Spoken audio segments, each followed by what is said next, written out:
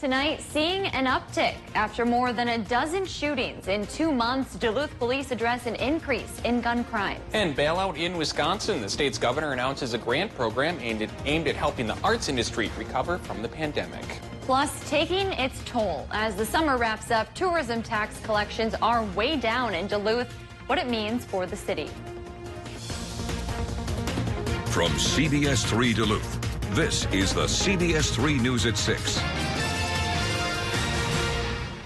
Good evening, I'm Kristen Bakke. And I'm Anthony Matt. Thanks for joining us. There have already been more shootings in Duluth this year than all of 2019 combined, with 14 happening in just the last 2 months. That prompted Duluth Police Chief Mike Tuskin to address the community today and explain what they know about the uptick in gun crimes. CBS3's Natalie Grant was at that press conference and brings us the latest.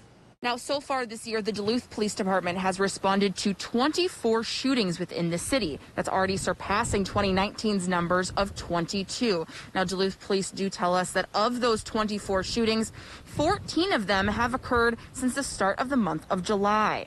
Now, Police Chief Mike Tuskin laid out several similarities they're noticing between these incidences.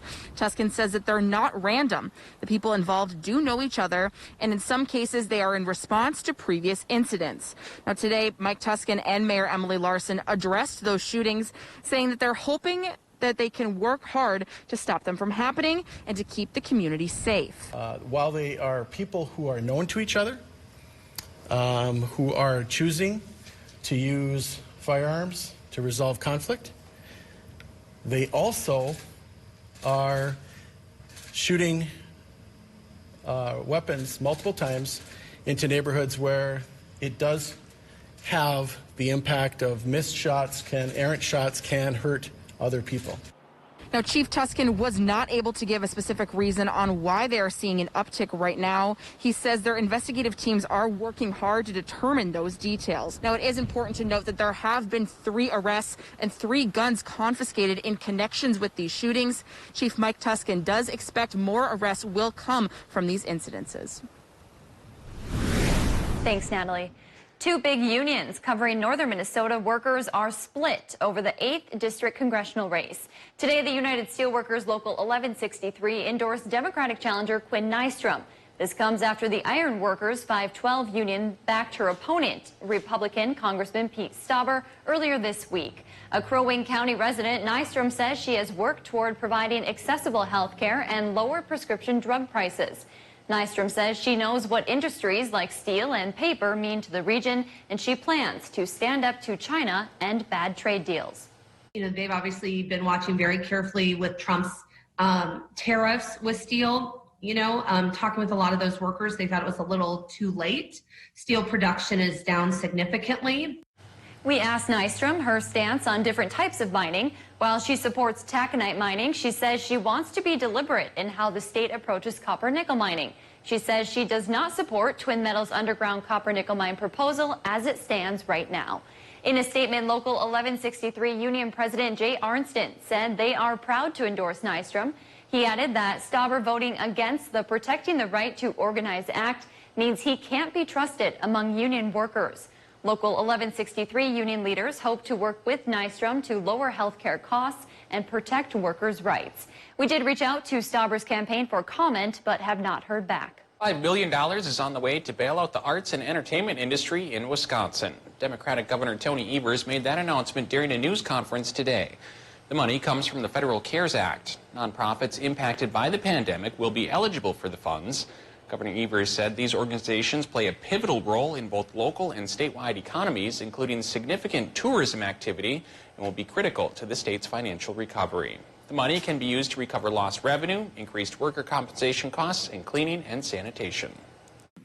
Our nonprofit art and cultural organizations are a great source of pride, history, and expression for all Wisconsinites and can promote community and healing. Eligible organizations can receive up to $250,000. New at 6, one of President Donald Trump's sons will visit Duluth next week. Donald Trump Jr. will speak at a Make America Great Again campaign rally Wednesday. It will be held at 5 o'clock Wednesday night at the Deck. Trump Jr.'s visit comes about a week and a half after Vice President Mike Pence held a campaign rally in Duluth. President Trump's daughter, Ivanka, also visited Duluth in July for a Pledge to American Workers event. Democratic presidential candidate Joe Biden was visiting Kenosha, Wisconsin today following the unrest after the police shooting of a black man. His wife, Dr. Jill Biden, plans to hold a campaign rally in the Twin Cities next Wednesday.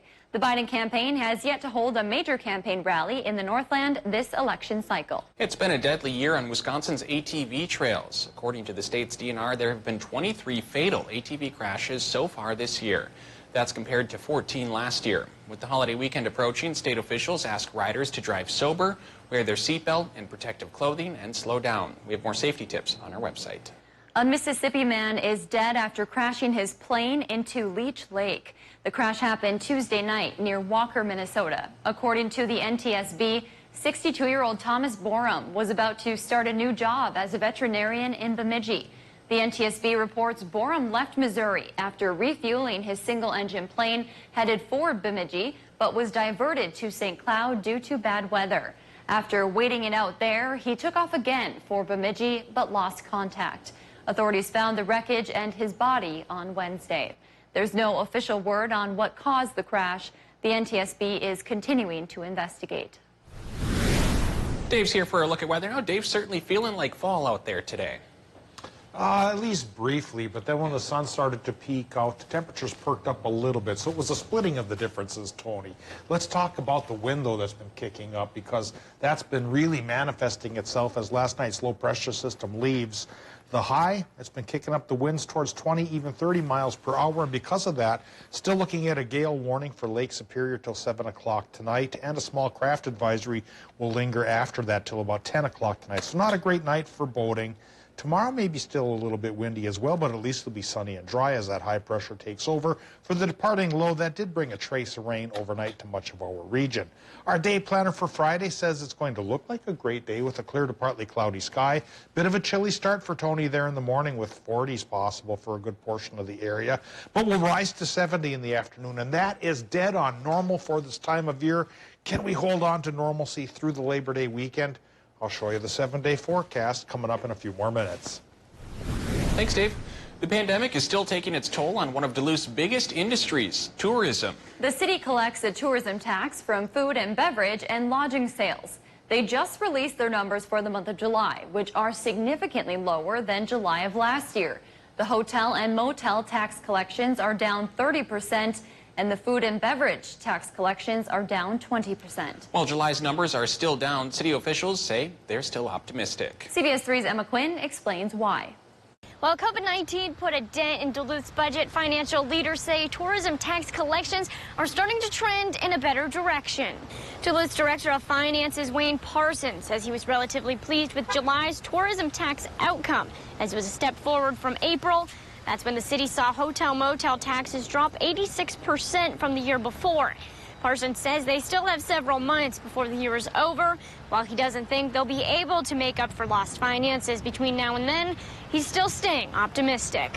Doing as well as we expected, but given the conditions of the pandemic and all the impacts, I'm pretty pleased with the results. Parson adds, due to the pandemic, visitors and residents were spending most of their dollars on food and beverage. Parson says going forward, they will keep an eye on those tourism trends. He says they'll have a better idea as to how to budget those tourism tax collections for next year's budget by December.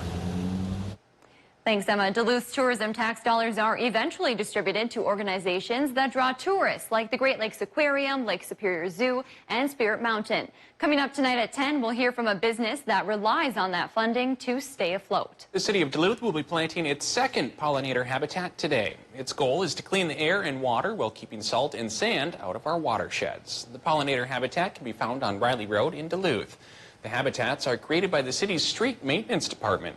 According to project leaders, this specific pollinator habitat will provide a cold water discharge into Amity Creek, which is one of many trout streams. Along with that, the wildflowers being planted in this area will isolate more carbon than the existing turf grass. So that area over there got disturbed and filled, and instead of just planting it with native or regular seed, we looked at the cost, and it was quite efficient to do some kind of pollinators and native grass combination. This project is designed to initiate climate protection and positive environmental action. The plants will be in the ground this fall and bloom next spring. Still to come on Live Local CBS 3, learn how talking to your children about racial discrimination can aid their mental health in this edition of Eye on Parenting. Today's high temp of 65 degrees was undercutting normal by about 5, but we'll go back to normal tomorrow. Will it stay that way through Labor Day? I'll show you the 7-day forecast. I'll show you which way we'll go coming up after our break. Watch Dave, Caitlin, and Austin for local weather you can trust on CBS. It's Slumberland's huge Labor Day sale. Get this stylish, comfy sectional for just $9.98 and get the storage ottoman free, or an incredible price on the Sealy Posturepedic Queen mattress and free shipping with no minimum. The Labor Day sale at Slumberland. Welcome to Medical Insight, a weekly healthcare feature brought to you by the experts at Essentia Health. Here's your host, Louis St. George.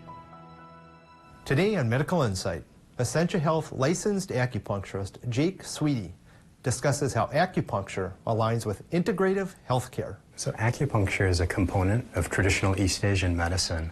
That's a growing part of modern integrative healthcare that includes not just needling therapy, which acupuncture is, but also traditional herbalism and dietetics, physical manipulation similar to osteopathy, as well as body and breath-based exercises. In general, these needles are quite small. They're placed all over the body from head to toe, and they cause very little pain in general.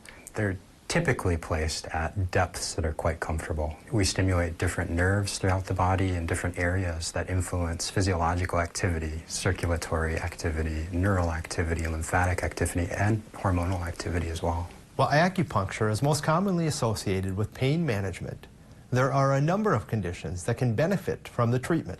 We also use acupuncture for women's health issues, like menopausal issues and difficult or painful periods. We use it for cancer support, like treating nausea and malaise. And we also use it for treating anxiety, depression, and stress. One of the biggest confusions patients have when they receive their referral is they expect just needles to be used, when in fact we may be doing physical manipulations on the body. We may be talking about lifestyle changes that they need to make in order to help resolve or at least manage their conditions. What we're really trying to do is help people find balance and more ease in their lives. Anybody who's struggling with any sort of health issue, they should give us a call, schedule an appointment, and we can decide if that's something that may be helpful for them. For Medical Insight, I'm Louis St. George. To learn more about this and other health topics, visit essentiahealth.org/medical insight. Incredible savings on mattresses during the big Sealy sale now at Slumberland. Get a Sealy Queen mattress as low as $99 or a luxurious Sealy Posturepedic for $9.99 plus free shipping. The big Sealy sale at Slumberland. Get ready for Love in Lockdown. Welcome to Love Island. Feel it in the air. I'm single. I'm ready to mingle. You never know who's going to come through that door. Competing with other guys doesn't scare me. Oh, love triangles. What were you thinking? I just don't get it. At this point, freaking on. You have a big personality and you need a grown man. Bomb drop. Love Island, new episode tonight on CBS. CBS3 News is brought to you by Duluth Casino. Watch Jeopardy at 4:30, followed by CBS3 Live at 5 on Live Local CBS3. Now, the CBS3 Duluth WeatherMax forecast with meteorologist Dave Anderson. Well, after midnight last night, at least here in Duluth, that latest low-pressure system sent its cold front through, and we had a bit of a downpour that lasted for a few minutes, but we really didn't get that much in the way of rain. Let's go into this picture here and take a look at the rain totals we did get. And up towards Ely, they managed 1/4 inch. But do keep in mind, this is from midnight till now. So some towns west of Duluth did get a little bit of rain before midnight. But as you go to the east of Duluth here, you see that not that much happened. We'll be polite and call it about 1/10 inch, which is what we thought most towns would get near the Canadian border. It didn't get quite as juicy as we thought it might, And frankly, we're not going to get a chance for more juice now until about Sunday or so, thanks to higher pressure taking over to clear up the sky. Right now at the airport in Duluth, the sky is clearing, and the current temperature is 61 degrees. The relative humidity reading's 42%. And boy, it has been windy. Westerly, northwesterly wind currently going 21 miles per hour at the airport. Over the flat surface of Lake Superior, it's even higher. And that's why we have that gale warning going on for about another 45 minutes and a small craft advisory till 10 o'clock tonight. Air pressure currently still on the lower side at 1,009 millibars, but it is coming up as high pressure filters in. Temperatures will probably start to come up again tomorrow, but right now it's cool in the UP, going 52 to 59 degrees from Watersmeet to Ironwood. We're looking at 61 to 64 in northwestern Wisconsin. 64 is the current temp in Hayward. Degree cooler towards Moose Lake at 63. Low 60s on the North Shore. Mid to upper 50s for the Iron Ranges and upper 50s towards border country. Tomorrow's high temps likely will be near 70 for a lot of towns, and that's where we're supposed to be this time of year. Doppler map right now shows still a couple of showers kicking up in parts of the Arrowhead of Minnesota and parts of the Upper Peninsula as well, but that low pressure system from last night is leaving and the higher pressure is taking over, and that'll make us sunny and dry for both Friday and for Saturday. But as Labor Day weekend unfolds, Sunday and Monday will be a different story, as our next low pressure system brings about a 40% chance for rain both Sunday and Monday, and maybe even spilling into Tuesday as well. All right, we'll take a look now at the 7-day forecast, and it says tonight in Minnesota, your low temps inland will be in the 40s, but you just might be able to hold on to 50 right by the lake. Partly cloudy sky is up on top, and that'll spill into Wisconsin and Michigan too. Low temps there will be in the mid to upper 40s for tomorrow.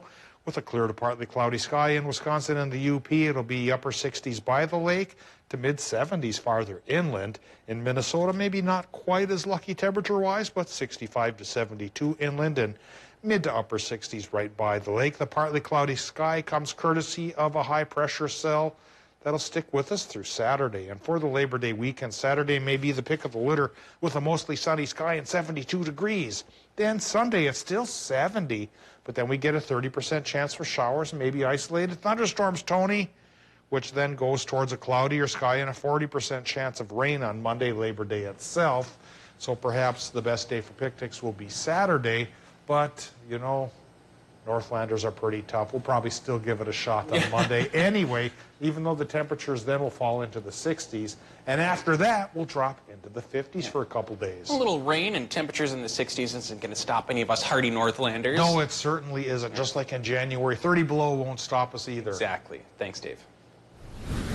Black Lives Matter movement has opened the door for parents of all races to talk to their kids about racial discrimination. Social scientists say those conversations can also help protect the mental health of kids of color in the wake of increased racial awareness. CBS3's Leon Valdez has more.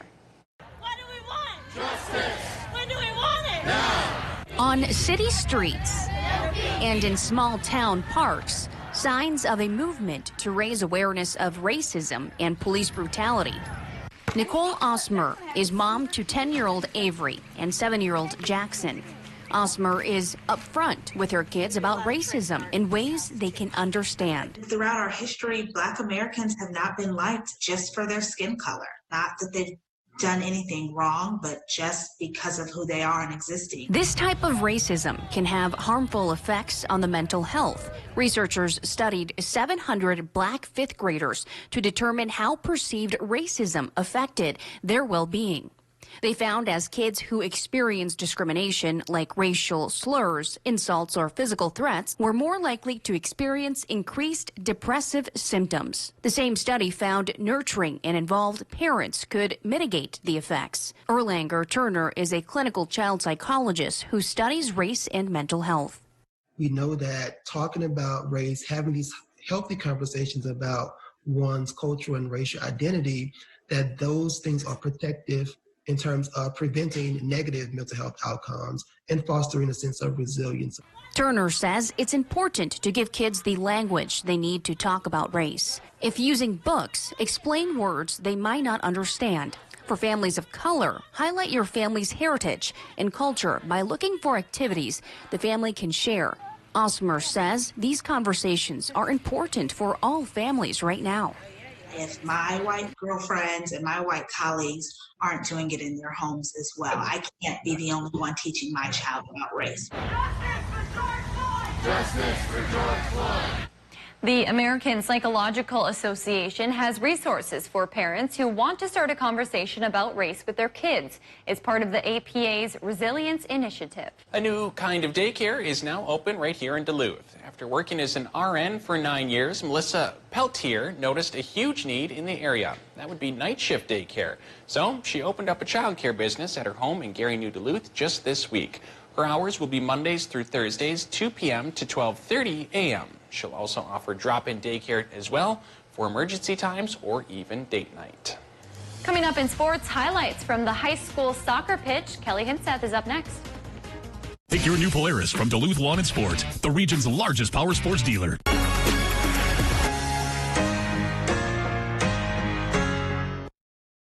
CBS3 live cams are brought to you by Kohler Chevrolet Buick GMC Cadillac. You're not just getting a car, you're getting Kohler.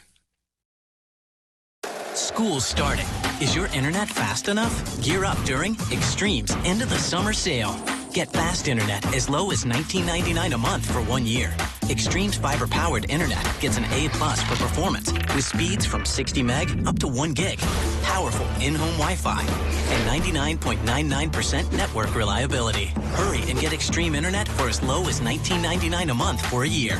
Dial 844-EXTREME2. It's the smart call. Whatever your water worry, Culligan Water can help. From value-priced softeners to the world's best and even salt-free. No one has more solutions than Culligan to customize the best filtration for your home. The only water that comes with a van. Contact Culligan, the local water experts. Lawless criminals terrorize Minneapolis. Joe Biden takes a knee. The weak response from Biden and radicals like Ilhan Omar has led to chaos and violence. And their calls for defunding police would make it worse. President Trump is making it stop, making crucial federal resources available to protect Minnesota's families. Communities, not criminals. Jobs, not mobs. Strong leadership when America needs it most. I'm Donald J. Trump, and I approve this message. Finally, a makeup made just for us. Age Perfect Radiant Serum Foundation, a super hydrating serum enriched with vitamin B3 in a lightweight formula. It doesn't settle into your life. Life gets better with age. By L'Oreal Paris. We are worth it. For breaking stories that impact the Northland most, turn to CBS3. Catch Eye on Parenting every Thursday at 6 with me, Leanne Valdez on CBS3. Mining. It's a part of Minnesota's history that affects everyone in the Northland still to this day. Watch Eye on Mining with Kristen Vaki every Tuesday at 10. Brought to you by Iron Mining Association, Range Regional Airport, and Miners National Bank of Evelyn.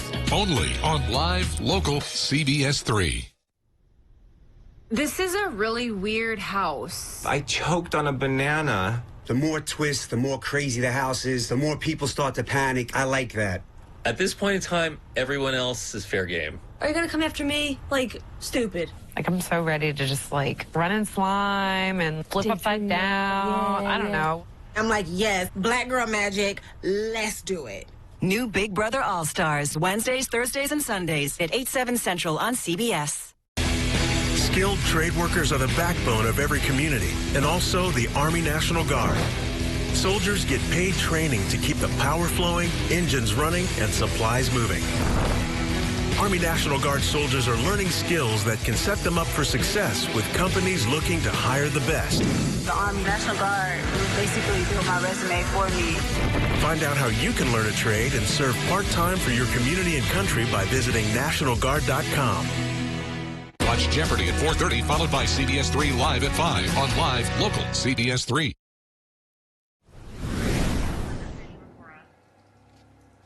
We lead things off tonight with a pair of hungry boys soccer teams in search of their first win in a would-be matchup today in Proctor, as Hermantown made the short trip down Uggstead Road to take on rival Proctor. Early in the first, the home team strikes first. Jake Amendola beats the goalie to the ball and knocks it in for the goal.